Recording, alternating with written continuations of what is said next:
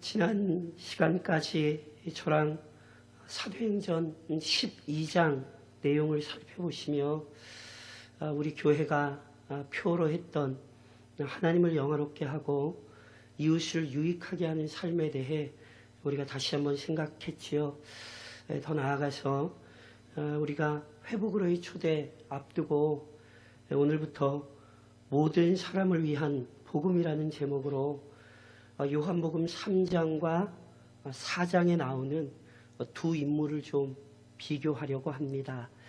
이 두 인물을 비교함으로 실은 하나님의 섭리를 깨달으려 하는 것이고요. 그 하나님의 섭리를 깨달은 성도들답게 어떻게 살아야 하는지를 같이 고민하려고 합니다. 이렇게 좀 시작을 할까요? 저랑 사도행전에서 살펴보셨던 것처럼 부활하신 그리스도께서 승천하실 때 그의 제자들에게 또는 그의 교회에 삼위 하나님께서 이루시고자 하는 위대한 구속의 섭리를 알려주셨죠. 그것은 바로 교회 위에 성령을 충만하게 부으사 교회를 그리스도의 증인으로 삼으시고 또한 그 교회를 땅끝까지 보내사 약속하신 구원을 성취하시겠다는 말씀이었습니다. 사도행전을 살피며 설명드렸던 것처럼 이러한 하나님의 구원의 섭리 또는 하나님의 구원의 계획은 새로운 것 아닙니다. 하나님께서 이미 아브라함을 부르실 때 이 구원에 관해 알려주셨지요. 저랑 화면 보시며 창세기 12장 3절을 같이 한번 봉독하실까요? 같이 봉독하십니다. 땅의 모든 족속이 너로 말미암아 복을 얻을 것이라 하신지라. 아멘이십니까? 하나님께서는 아브라함과 그의 후손에게만 구원을 베푸시겠다고 말씀하신 적 없으십니다. 분명 하나님께서는 아브라함과 그 후손을 통해 온 땅에 거주하는 모든 민족에게 구원의 은혜가 전달되게 하시겠다고 약속하셨죠. 이렇듯 하나님의 구원 계획은 온 인류 중에서 자기 백성을 찾아내시는 것입니다. 이 놀라운 구원 계획을 이루시기 위해 먼저 아브라함과 그의 후손, 즉 구약에서는 이스라엘 백성을 부르신 것이고 더 나아가 신약에서는 교회를 세우시고 그 교회를 땅끝까지 보내시는 것입니다. 구약의 이스라엘이라는 이름으로 나타났다면 신약의 교회란 이름으로 하나님께서는 놀라운 하나님의 구원 계획을 성취하신 거죠. 그런즉 오늘도 교회는 이와 같은 하나님의 구원 계획을 이해해야 합니다. 하나님께서 지금도 교회의 복음 전파를 통해 온 세상 속에서 자기 백성을 찾아내신다는 사실을 믿어야 합니다. 동시에 우리 교회, 우리 대광중앙교회를 통해 이와 같은 하나님의 구원 계획이 이루어지기를 소망하며 기쁘게 헌신하고 충성해야 하는 것입니다. 이것이 교회가 이 땅 위에 세워진 목적이며 우리 교회가 64년의 시간을 이곳에서 지키고 있는 이유입니다. 그러니 이처럼 기쁜 마음으로 헌신하고 충성하기 위해 오늘부터 모든 사람을 위한 복음이라는 제목으로 함께 말씀을 살펴보려는 것입니다. 본문을 살펴보면서 우선 죄인의 구원이 오직 은혜로 가능하다는 사실을 고백해야 합니다. 그리고 동시에 이 구원을 성취하기 위해 먼저 열심을 내시는 삼위 하나님의 행하심을 기억하며 그 구원 사역을 위해 쓰임받는 선한 도구가 될 수 있도록 영광스러운 교회가 될 수 있도록 더 철저히 헌신해야 하는 것이지요. 이 이유와 목적으로 이제 본문을 살펴봅니다. 본문을 살펴보며 먼저 기억하셔야 되는 교리는 이렇습니다. 사랑하는 교회여, 누구도 스스로 구원을 얻을 자가 없습니다. 본문에는 니고데모라는 사람이 나옵니다. 니고데모, 어떤 사람일까요? 본문 1절이 이렇게 기록하잖아요. 그런데 바리새인 중에 니고데모라 하는 사람이 있으니 유대인의 지도자라. 니고데모를 두 가지 표현으로 설명합니다. 바리새인, 유대인의 지도자. 여기서 바리새인이란 바리새파에 속한 사람이란 뜻입니다. 그렇다면 바리새파란 어떤 사람들입니까? 예전에도 종종 설명드렸듯이 유대교라는 종교 안에 서로 다른 견해를 가진 분파가 있습니다. 꼭 일치하진 않지만 기독교 안에 장로교가 있고 감리교가 있고 청결교가 있고 이런 것처럼 유대교 안에 그런 분파들이 있는 거예요.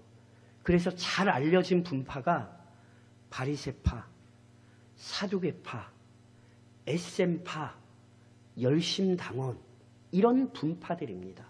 이 분파 중에서도 바리사이, 우리말로 보통 바리새라는 말은 구별되었다는 의미예요.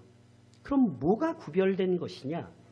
이들은 율법에 철저히 순종함으로 자신들을 구별하기 위해 힘썼던 사람입니다. 그런즉 제가 예전에도 설명드렸듯이 함부로 바리새인 욕하시면 안 돼요. 바리새인 어떤 사람들이냐 하면 율법에 대한 열심을 가지고 율법을 지키려 했던 사람들입니다. 그러니 함부로 손가락질하지 마십시오. 물론 율법을 지키고자 하는 이들의 열망이 잘못된 부분으로 흘러간 게 있지요. 대표적으로 이들은 구원을 은혜가 아닌 인간의 노력과 수고로 얻으려 했습니다. 그래서 이런 부분에 있어 예수님께서 바리새인과 논쟁하셨던 것이지요. 그럼에도 불구하고 율법을 존중하고 율법을 지키기 위해 수고했던 바리새인들의 모습은 복된 모습입니다. 그래서 예수님의 제자 중에 나다나엘 바리새인입니다. 예수님의 시체를 거두었던 아리마대 사람 요셉 바리새인입니다. 사도 바울 바리새인입니다. 함부로 바리새인을 손가락질을 하는 것은 그 당시의 역사와 성경을 모르는 거예요. 예수님은 바리새인들을 저주하신 것이 아니라 그들 가운데 나타났던 잘못된 교리를 지적하셨다는 사실 놓치시면 안 돼요. 그래서 실제로 바리새인들은 백성들에게 큰 영향을 미쳤고 지도자적인 권위를 지녔습니다. 그래서 니고데모가 바리새인이다, 이 말은 니고데모가 하나님을 올바르게 섬기고자 하는 열망을 품고 구별된 삶을 살기 위해 수고하고 애썼던 사람이라는 뜻이에요. 띄엄띄엄 신앙생활한 거 아니에요. 열심을 가지고 신앙에 뛰어들었던 사람, 이게 바리새인이라는 뜻이에요. 동시에 니고데모는 유대인의 지도자이죠. 이 표현은 당시 유대 최고의 종교 및 정치 기구인 사내들인 공의회 회원임을 의미합니다. 저랑 사도행전 살펴보실 때 사도들을 불러서 혼내고 옥에 가두고 사울에게 죽일 수 있는 권한 주어서 보낸 단체, 이게 실은 사내들인 공의회예요. 그런데 이 사내들인 공의회 역시 아주 중요한 기관이었어요. 모세가 광야에서 70인의 장로를 하나님의 뜻에 따라 세웠잖아요. 사내들인 공회의 출발점은 거기에 있어요. 70명의 유대의 지도자들이에요. 거기다가 대제사장 1명을 포함하여 대제사장이 의장이 되어 71명으로 구성된 유대 최고의 정치, 종교 공동체, 이게 사내들인 공회입니다.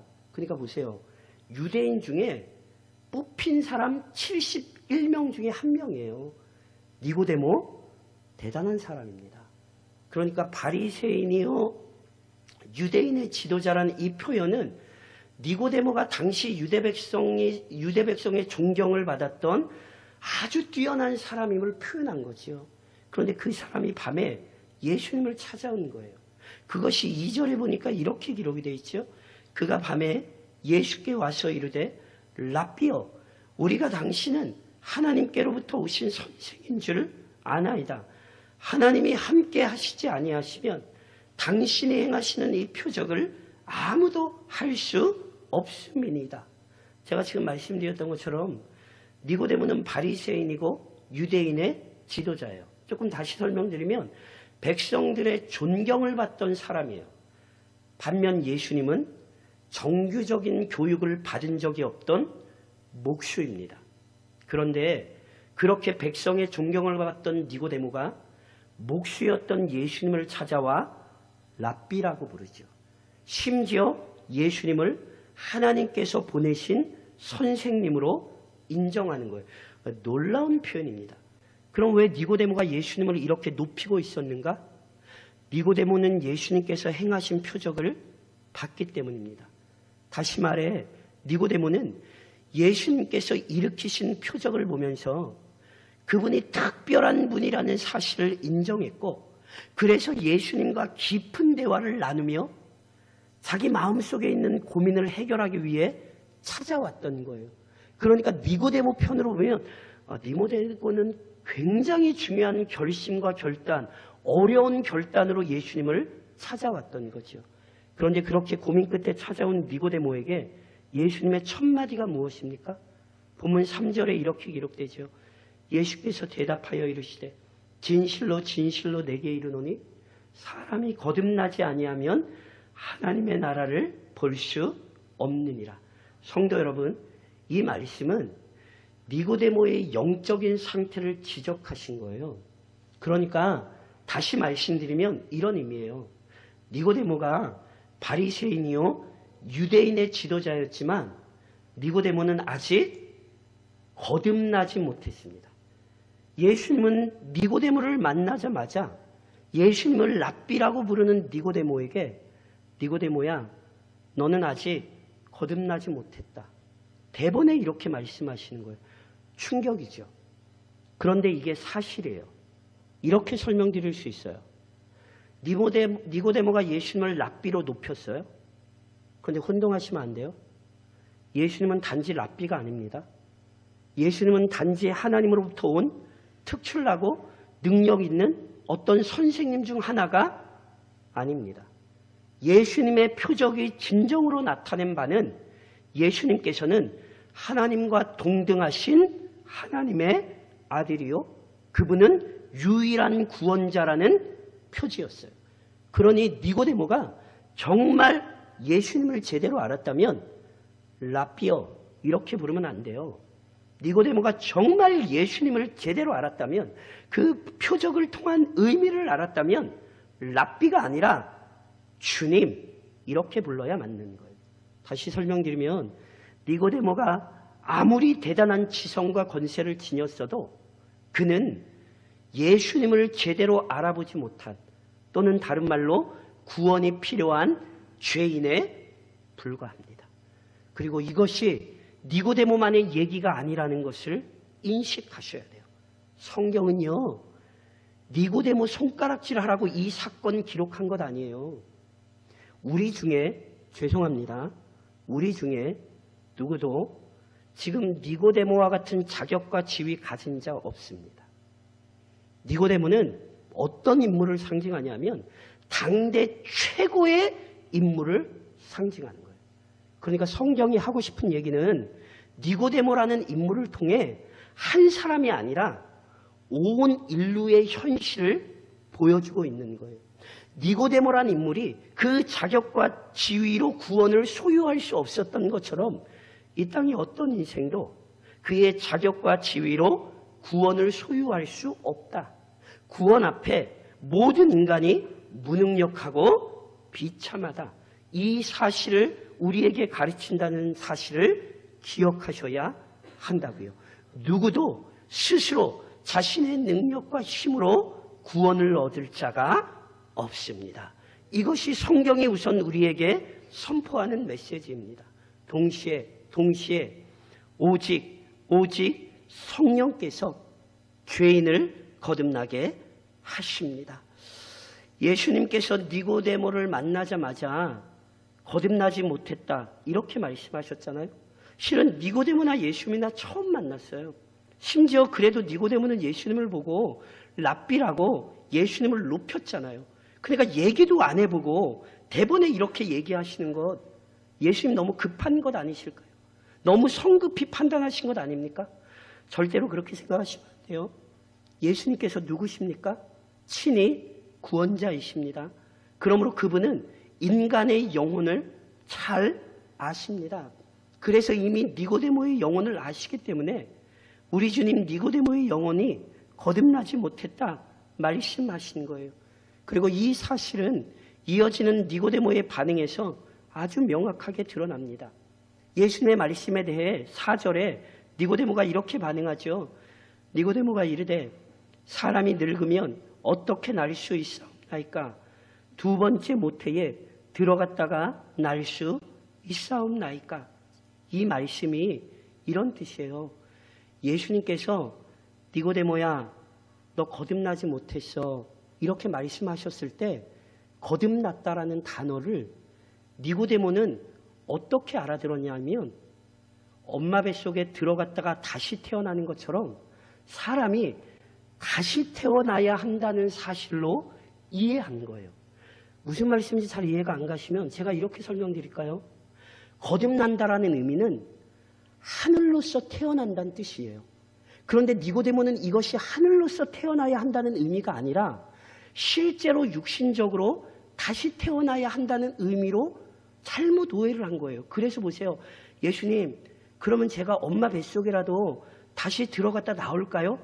니고데모가 지금 장난친 게 아니에요. 니고데모가 지금 농담하는 게 아니에요. 니고데모는 지금 진짜 진지하게 얘기하는 거예요. 그럼 내가 엄마 뱃속이라도 들어갔다 다시 태어나야 되냐고. 무슨 얘기냐면 니고데모는 지금 거듭나야 된다라는 말 자체를 이해를 못하는 거예요. 왜요? 무식하기 때문이 아니에요. 말씀드렸잖아요. 최고의 인물이라니까요. 당대 최고의 학문을 배운 사람이에요. 무식한 게 아니라 영적으로 무지한 거예요. 그래서 니고데모는 지금 못 알아듣는 거예요. 그래서 예수님께서 니고데모에게 니고데모야 내가 지금 거듭나야 한다라고 한 거지 엄마 뱃속에 들어가는 것처럼 다시 태어난다는 얘기가 아니야. 그러면서 5절에 다시 이렇게 설명하시는 거예요. 5절에 보니 예수께서 대답하시되 진실로 진실로 내게 이르노니 사람이 물과 성령으로 나지 아니하면 하나님 나라에 들어갈 수 없느니라. 거듭난다는 뜻은 물과 성령으로 난다는 뜻입니다. 여기 물과 성령이라는 표현에 관해 실은 여러 가지 해석이 존재하거든요. 제가 좀 하나만 말씀드리려고 해요. 이 물과 성령으로 난다라는 표현은 우선 물의 용도를 통해 성령께서 행하시는 일을 비유한 것으로 볼 수 있어요. 즉 물이 더러운 것을 깨끗하게 씻어내듯이 성령께서 추악한 죄를 깨끗이 씻어주사 우리를 거룩한 자녀로 만들어주신다는 거죠. 이것이 거듭난다는 것이고요. 이렇게 거듭난 자만이 하나님 나라에 들어갈 수 있죠. 그래서 거듭난다는 건 조금 다른 말로 얘기하면 죄인이 하나님의 구원을 얻는 자가 되는 거예요. 그런데 중요한 건 이 거듭남의 교리는 예수님께서 처음 하신 말씀이 아니라 구약이 가르친 거예요. 대표적으로 제가 예를 하나 드리면 에스겔 36장에 이미 이런 말씀이 있어요.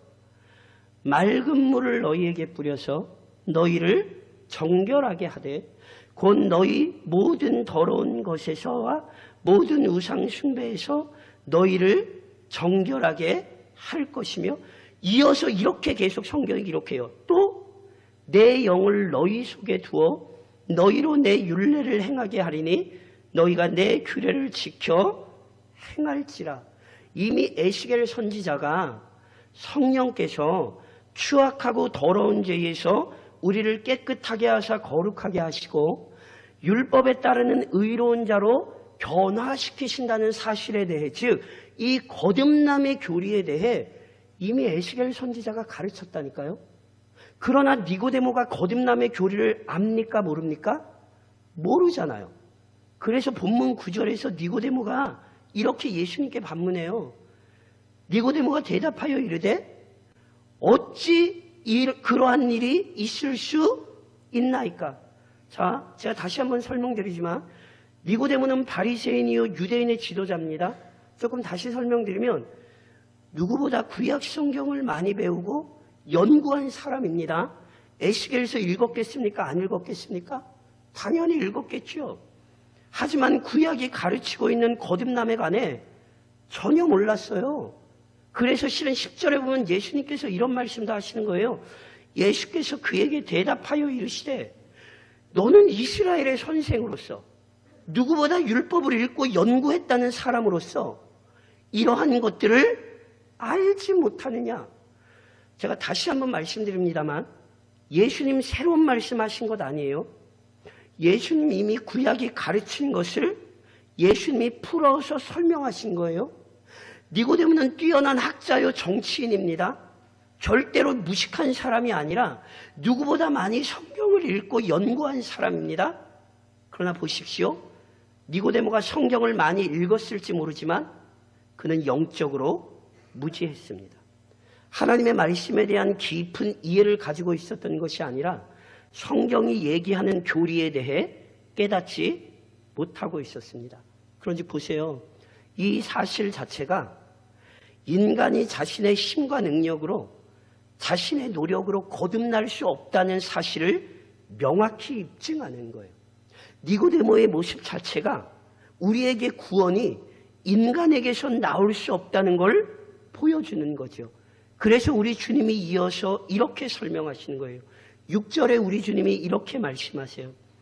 육으로 난 것은 육이요 영으로 난 것은 영이니. 자, 여기 육으로 난 것은 육이란 말씀은 죄에 사로잡힌 인간은 죄에 물든 것만 만들어낸다는 의미입니다. 죄에 사로잡힌 인간에게서 절대로 거룩한 것이 나올 수 없습니다. 그러므로 인간이 아무리 수고하고 노력해도 인간이 스스로 거듭나지 못하는 게 당연해요. 반면 영으로 난 것은 영입니다. 즉 거룩한 영이신 성령께서 거룩한 하나님의 자녀들을 만들어내실 수 있는 거예요. 그리고 이러한 변화는 성령께서 주권적으로 역사하실 때 일어나는 거예요. 그래서 오늘 본문 9절에 예수님께서 이런 말씀하셨잖아요. 바람이 임의로 불매 내가 그 소리는 들어도 어디서 와서 어디로 가는지 알지 못하나니 성령으로 난 사람도 다 그러하니라. 성도 여러분, 사람이요 바람이 부는 것을 마음대로 주관할 수 없어요. 오직 바람이 스스로 불고 스스로 방향을 정하여 흘러가는 거지요. 마찬가지입니다. 성령께서 일으키시는 일을 사람이 조작할 수 없다고요. 오직 성령께서 자기 뜻에 따라 죄인 안에 놀라운 변화를 일으키십니다. 오직 성령께서 일하실 때 추악한 죄인이 스스로 구원을 얻을 수 없는 죄인이 하나님의 자녀가 되고 하나님 나라를 얻는 놀라운 일이 일어나는 거지요. 성경은 오직 성령께서 추악한 죄인을 변화시키실 수 있다는 사실을 가르치는 것입니다. 그런즉 오늘도 이 영광스러운 교리를 가슴에 깊이 새기며 이 말씀을 우리의 삶에 적용하십시오. 우선 사랑하는 교회여, 모든 사람에게 복음이 필요하다는 사실을 명심하십시오. 실은 오늘 본문을 좀 충격적으로 기억하실 필요가 있어요. 니고데모 대단한 사람이에요. 그는 모든 사람이 부러워할 만한 위치에 있었습니다. 그러나 그가 소유한 지식, 그가 가진 권세가 그를 천국으로 인도하지 못했습니다. 그의 지식과 권세가 아무리 대단해도 그는 거듭나지 못한 죄인일 뿐이었습니다. 니고데모가 아무리 뛰어나도 성령의 도우심이 없이는 구원을 얻을 수 없습니다. 다시 한번 말씀드리지만 성경은 이 니고데모를 통하여 오늘 우리에게 깨닫게 하는 거예요. 뭐요? 하나님의 율법을 알고 그 율법을 통해 메시아를 고대하던 유대인, 그 유대인 중에서도 가장 탁월한 사람도 반드시 거듭나야 했지요. 그리고 거듭나되 자기의 능력으로는 거듭날 수 없었어요. 그렇다면 가장 뛰어난 사람도 그랬다면 다른 사람은 말할 것도 없다. 성경은 지금 이 얘기를 하는 거라니까요. 이 성경의 논리를 통해 우리는 오늘도 기억해야 되는 거예요. 누구도 거듭나지 않고는 천국을 얻을 자가 없다는 사실. 무엇보다 오직 성령의 능력이 임하지 않으면, 성령께서 그의 영혼을 변화시키지 않으시면 누구도 영광스러운 구원의 은혜를 얻을 수 없다. 우리는 이 사실을 가슴에 깊이 새겨야 하는 것입니다. 그리고 이때 특별히 주권적으로 죄인을 변화시키는 성령께서 어떻게 죄인을 변화시키시는지 좀 이해하실 필요가 있어요. 제가 아까 이런 말씀 드렸잖아요. 물과 성령으로 거듭난다는 표현을 실은 학자들이 여러 가지로 해석을 해요. 그 중에 하나 아까 제가 말씀드렸던 것처럼 성령께서 물이 깨끗하게 씻기는 것처럼 우리의 죄를 깨끗이 씻기시는 사역을 설명하는 걸로 이해하는 학자들도 있고요. 이 물과 성령이라는 구절을 성령께서 죄인들을 거듭나게 하실 때 사용하는 방편으로 이해하는 학자들도 있어요. 실은 이것 역시 굉장히 중요합니다. 조금 다시 설명드리면 성령께서 물로써 거듭나게 하신다는 거예요.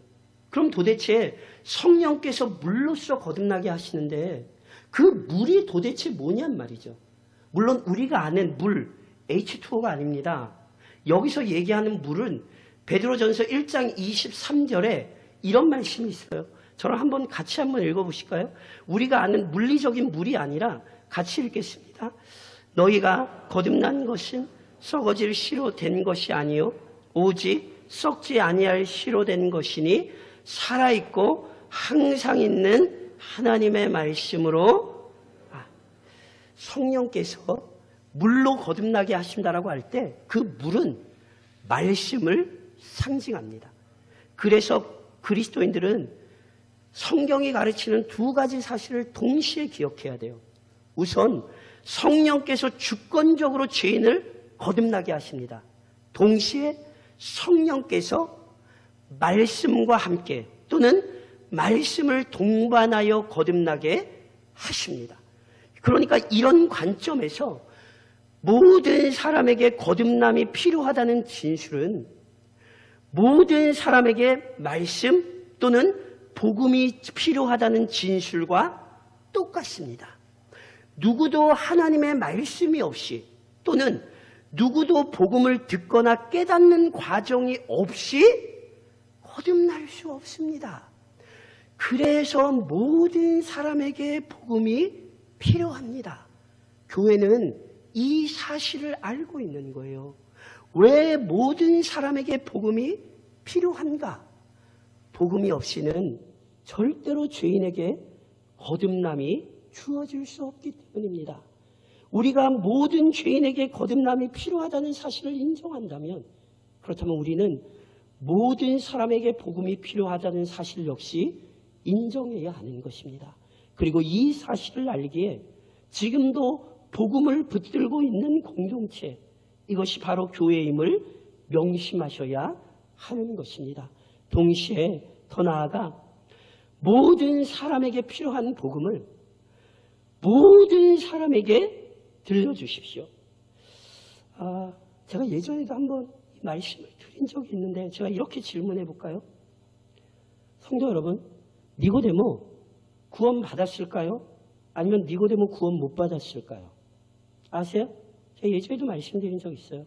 니고데모가 구원 받았을까요? 니고데모가 구원 못 받았을까요? 모르겠습니다. 학자들 중에는 니고데모 구원 못 받았다는 학자들 많습니다. 제가 다 설명하지 않지만 요한복음 3장의 전체 맥락을 보면 실은 니고데모의 구원을 가려져 있습니다. 하나만 말씀드릴까요? 니고데모가 밤에 찾아왔다는 거 영적인 무지를 상징하고요. 예수님과 니고데모가 막 얘기를 해요. 예수님이 구원의 진리를 알려주셨어요. 그럼 반응이 어떻게 나와야 돼요? 예수님, 저에게 거듭남의 은혜를 주시고 제가 예수님을 믿고 의지하겠습니다. 이런 반응이 나와야 되잖아요.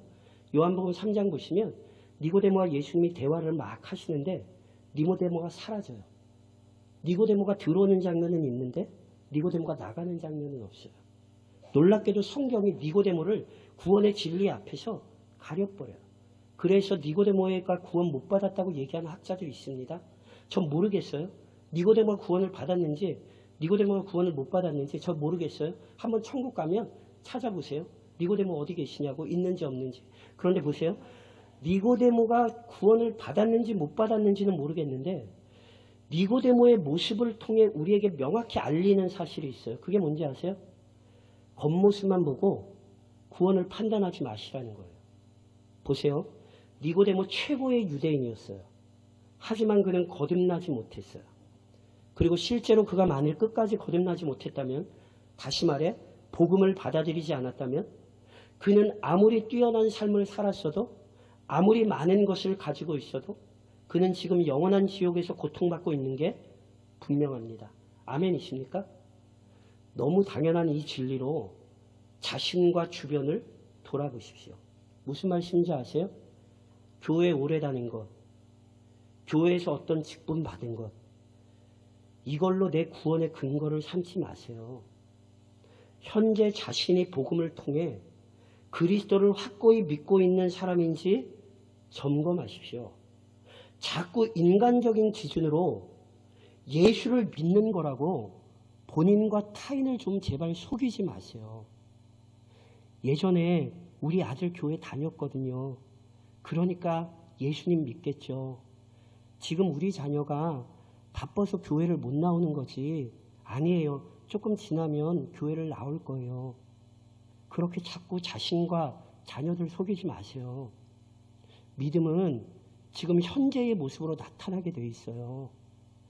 예전에 예수 믿는 것처럼 보였어도 지금 예수 안 믿고 있으면 그 사람 예전에 예수 믿었던 게 가짜로 믿은 척 한 거일 수 있습니다. 이게 니고데모가 우리에게 주는 교훈입니다. 그러니 성경이 가르치지 않은 걸로 자꾸 착각하고 내 마음을 위로하지 마시라니까요. 어떻게 접근을 하셔야 되냐면 복음이 필요하다. 복음이 들어가서 저 사람이 거듭나야 된다. 이렇게 접근을 하셔야지. 그래도 옛날에 믿었으니까 지금도 믿고 있겠지. 제가 다시 한번 말씀드리지만 스스로 그렇게 착각하고 스스로 속이지 마세요. 성경은 그렇게 얘기 안 해요. 우리는 지금 우리의 믿음을 확인하라는 요구를 받고 있기 때문에 그래서 복음을 모든 사람에게 들려주셔야 되고 그 복음 앞에 나 자신과 우리 주변의 사람들의 신앙이 확인되게 하셔야 되는 거예요. 이게 니고데모가 우리에게 가르치는 너무너무 중요한 교훈이에요. 또 하나, 니고데모의 모습 속에서 주의 깊게 보실 부분이 있어요. 니고데모가 예수님을 밤에 찾아왔어요. 왜 니고데모가 예수님을 밤에 찾아왔을까요? 여기에 대해서도 해석이 분분해요.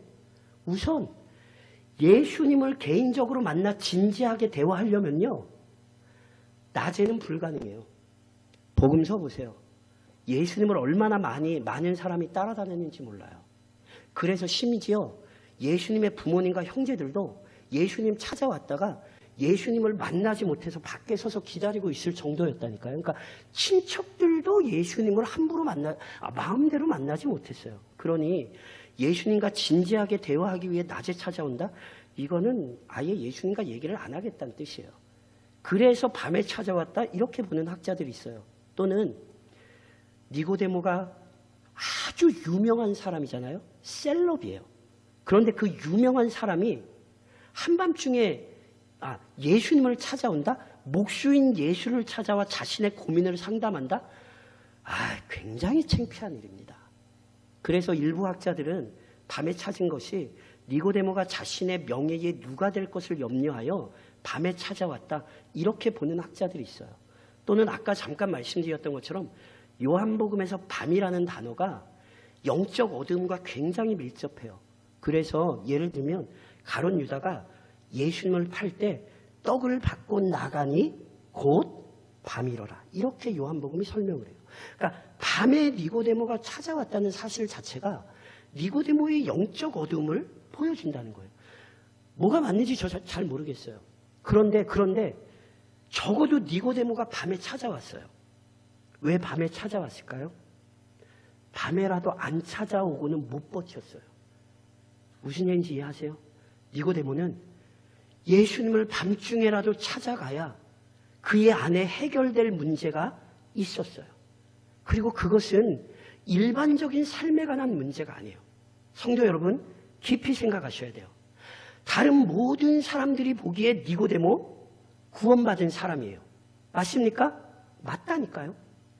바리새인이요 유대인의 지도자, 누가 봐도 니고데모는 구원받았을 거라고 모든 사람이 생각했어요. 그런데 놀랍게도 니고데모 스스로 구원에 대한 확신이 없었어요. 그래서 예수님은 니고데모를 보자마자 너 거듭나지 못했어, 예수님은 그렇게 말씀하신 거예요. 왜 밤에 찾아와요? 영적으로 너무 빈곤했어요. 다른 사람들 보기엔 그럴듯한 사람일처럼 보였을지 모르지만 그의 영혼은 너무너무 곤고했어요. 그래서 밤에 예수님을 찾아오지 않을 수 없었던 거죠. 사랑하는 성도 여러분, 우리 주위에 여전히 영적으로 빈곤한 자들이 있다니까요. 그것을 돈으로 채우려 하고 명예로 채우려 해요. 얘야, 명절 때 왜 안 오니? 어머니, 저 너무 바빠서 갈 수 없어요. 성도 여러분, 진짜 그게 바쁜 걸까요? 오해하지 마십시오. 바쁜 삶 제가 무시하는 거 아니에요. 정말로 그 분주한 삶 때문에 자신의 영혼을 돌보지 못하고 신앙생활을 하지 못하고 가족과의 깊은 교제를 나누지 못한다면 죄송한데 그 영혼은 공고한 거예요. 저는 지금 겉으로 드러나는 모습을 말씀드리는 게 아니에요. 그 영혼에 예수가 없어서, 그 영혼이 평안하지 않아서 삶에 치이고 있는 걸 수 있어요. 그리스도인이라면 그걸 볼 수 있어야 돼요. 이게 육신의 문제가 아니라 그의 영혼의 곤고함의 문제일 수 있다는 걸 깨달으셔야 돼요. 이게 지금 니고데모의 얘기예요. 그래서 우리 주변에 영혼의 곤고함으로 허덕이는 자에게 채워주셔야 돼요. 다른 걸로 안 채워줘요. 예수가 아니면 우리의 영혼의 곤고함은 채워지지 않습니다. 그러니 이 영광스러운 교리를 기억하시고 빈곤한 자의 영혼에 참으로 만족함을 주시는 그리스도를 전하는 복된 성도들이 좀 되시기를 우리의 영혼에 만족함을 주시는 주님의 이름으로 권면드립니다.